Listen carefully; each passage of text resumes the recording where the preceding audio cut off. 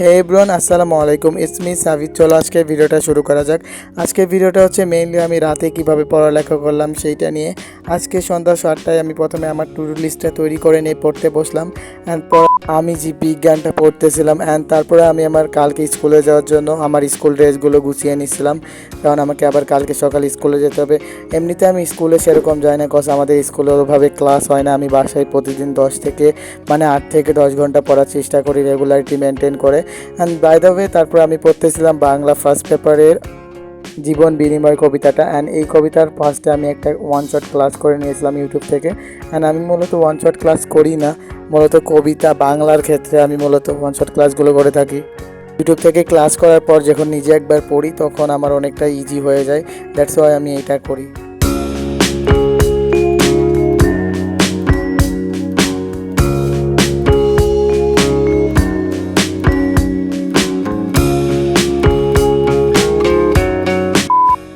আর তোমরা যদি চাও আমি কিভাবে পড়ি প্রত্যেকটা সাবজেক্ট অ্যান্ড সেইটা জানাতে, সেই বিষয়ে একটা ডিটেলসে ভিডিও বানাতে, তাহলে বানাবো।